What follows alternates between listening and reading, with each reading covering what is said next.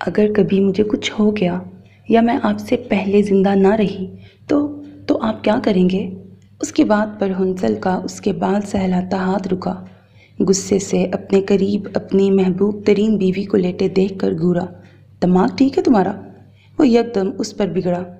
क्या है यार, ऐसे ही फ़र्ज़ कर लेते हैं ना? वो अपनी बात पर ज़ोर देते बोली। मुझे ऐसा कुछ भी फ़र्ज़ नहीं करना। वो गुस्से से मुंह फुला के बोला। उसे क्या बताता, दिल किन खदशात में गिरा था। ओफो, मैंने एक बात की है। वो सर पे हाथ मारते बोली। मुझे तुम्हारी फजूल बातों में कोई इंटरेस्ट नहीं। वो किसी तौर उसकी बातों में नहीं आ रहा था।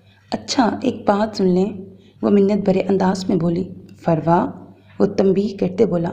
अरे सिर्फ एक बात प्लीज़, मेरी इतनी सी ख्वाहिश पूरी नहीं करेंगे? उसके बाद मैं कभी कोई फरमाइश नहीं करूँगी। उसकी बात पर वो हकीकत में कांपा। तुम अपनी फजूल कोई बंद कर सकती हो? अब की बार वो सख्त लहजे में बोला। ओहो, मुझे कौन सा कोई सीरियस बीमारी है जो इतना टची हो रहे हैं? मामूली सी सर्जरी है। वो खोखला मुस्कुराते बोली। प्लीज़ यार, रहम करो मुझ पे। आई लव यू। यकदम उसे खुद में भींचते उसे समझ नहीं आई वो उसे क्या कहे। अच्छा कहो। मजबूरन उसे इजाज़त दी। I love you too. उसकी शरारत पर वो यकदम हंसा। अभी वो उन्हीं लम्हों के ज़ेरे असर था कि यकदम उसे ऑपरेशन थिएटर से नर्स और चंद डॉक्टर्स तेज़ी से बाहर आते नजर आए। क्या हुआ, सब खैरियत है? वो जल्दी से उनकी जानिब बढ़ा। उन्हें जवाब दिए बिना वो एक रूम में मुड़े। चंद सेकंड्स में चंद और डॉक्टर्स भी ऑपरेशन थिएटर की जानिब दौड़ते नजर आए। हुआ क्या है, इनसे पूछो, क्या हुआ है? वो सब हैरान परेशान थे कि उन्हें कुछ बताने की बजाय वो लोग इधर उधर भाग रहे थे। एक्सक्यूज़ मी, क्या हुआ है? हमारा पेशेंट अंदर है। असफंद एक डॉक्टर के पीछे बढ़ता ऑपरेशन थिएटर के करीब गया। प्लीज़ दुआ करें। वो फ़कत उसे यही कहता तेज़ी से अंदर की जानिब बढ़ा। मेरा दिल बैठ रहा है, आखिर हुआ क्या है? नबीला परेशानी से बोली। सभी का हाल एक जैसा था। थोड़ी देर बाद चंद डॉक्टर्स चेहरे से मास्क उतारते हुंसल के करीब आए। आई एम सॉरी, ऑपरेशन शुरू करने से पहले ही आपकी वाइफ का हार्ट फेल हो गया था। उसके कंधे पे हाथ रखते वो मायूस कुन अंदाज में बोले। वो लड़खड़ाया। कैसे, आखिर कैसे? उसके गिर्द आहो बका गूंजने लगी। फरहाना और नबीला की ऊंची ऊंची रोने की आवाज़ें उसे कुछ सुनाई नहीं दे रहा था। काली नज़रों से बस वो साकेत ऑपरेशन थिएटर की जानिब देख रहा था। सो मेरे अजीज़ लिसनर्स, एक तरह से एक स्पॉइलर तो मैंने आपको दे दिया, लेकिन ये स्पॉइलर नहीं है। एक्चुअल स्टोरी तो इसके बाद स्टार्ट होगी। मतलब इतना इंटरेस्टिंग नॉवल है, इतना नियर टू रियलिटी है, आई कांट टेल यू। आपने मेरे कहने पे ज़रूर सुनना है। मैं थोड़ा सा अगर आपको नॉवल जनरे बताऊं, पहली बात तो ये कि मेरी मोस्ट फेवरेट राइटर, ओबियसली उनमें से एक राइटर हैं अना इलियास, उनका ही नॉवल है ये। बहुत इंटरेस्टिंग है।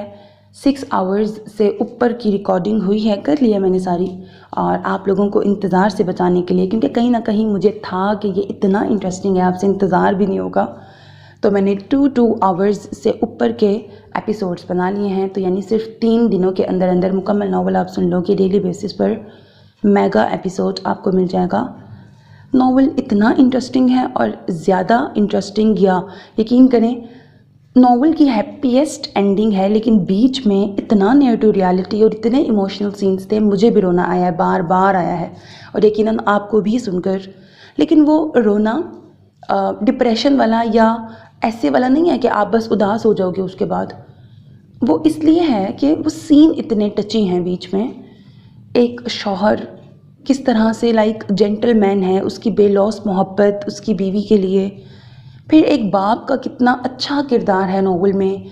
एक बाप जिसकी ज़्यादा बेटियां हैं और एक बेटा है सिर्फ, और कुछ बेटियां मैरिड हैं, कुछ अनमैरिड हैं। मैरिड वालियां किस तरह अनमैरिड का ख्याल करती हैं कि अगर उनके घर में, क्योंकि मैंने अपनी सराउंडिंग में ये चीज़ बहुत देखी है कि जो मैरिड सिस्टर्स होती हैं वो बहुत सोचती हैं कि अगर उनका घर टूट गया या उन पर लाइक उनको डिवोर्स हो गई अगर खुदा ना खास्ता, तो फिर उनके बाद जो अनमैरिड सिस्टर्स हैं ना, उनके लिए कितनी मुश्किलात पैदा होंगी। मतलब ज़िंदगी की तल्ख हकीकत हमें कहीं ना कहीं ये बात माननी पड़ेगी, क्योंकि हमारा माशरा ऐसा ही है। वो डिवोर्सी को एक अजीब सी नज़र से देखते हैं। और है, बस कुछ रियलिटीज़ हैं, कुछ तल्ख़ हकीकतें होती हैं माशरे की, और ये हम ही लोगों ने बनाया होता है। माशरा हम ही लोगों से बनता है। तो इस चीज़ पर मबनी नॉवल कितना इंटरेस्टिंग है। मैरिटल रेप पर बेस करता है और अब्यूसिव मैरिज पर बेस करता है। यानी एक तरफ एक ऐसा कपल जो कि आइडियल कपल है, उसमें हीरो इतना जेंटलमैन है, बेस्ट है, उनकी लाइफ में सब कुछ चल रहा है, फिर भी एक कमी थी उनकी लाइफ में। और जबकि दूसरी तरफ लड़की तो बहुत अच्छी है, वो एक्चुअली में हीरोइन है दूसरे कपल में, लेकिन हीरो जो कि वजाहत का शाहकार है, किसी भी लड़की का आइडियल हो सकता है, लेकिन वो एक्चुअली में क्या निकलता है, वो साइको पेशेंट होता है और वो किस किस तरह अपनी बीवी पर जुल्म करता है। और ये ज़्यादा टची मुझे इसलिए भी लगा कि राइटर के अकॉर्डिंग उन्होंने बताया था कि उनके बहुत करीबी की ये असल कहानी पर मबनी कहानी है। जाहिर है किरदारों के नाम बदले हैं, थोड़ा बहुत प्लॉट उन्होंने अपना ऐड किया, लेकिन ये स्टोरी रियलिटी बेस्ड है, इसलिए मुझे ज़्यादा टची लगी। फिर मैं अगर जनरल भी सोचूं तो ये तो हर 4 में से एक घर की कहानी है, हमारे माशरे की ही सोच ये है। तो तल्ख़ हकीकतों पर मबनी एक बेस्ट मॉरल स्टोरी है। हीरो का नाम है हुंजल, वो इतना बेस्ट है। वैसे भी आपको पता है अन्ना इलियास के हीरोज़ तो वैसे भी जेंटलमैन होते हैं, मतलब ऐसे मर्द होते हैं जो आज के दौर में आपको ढूंढने से भी नहीं मिलते, ऑनेस्टली स्पीकिंग, जो नापैद हो चुके हैं।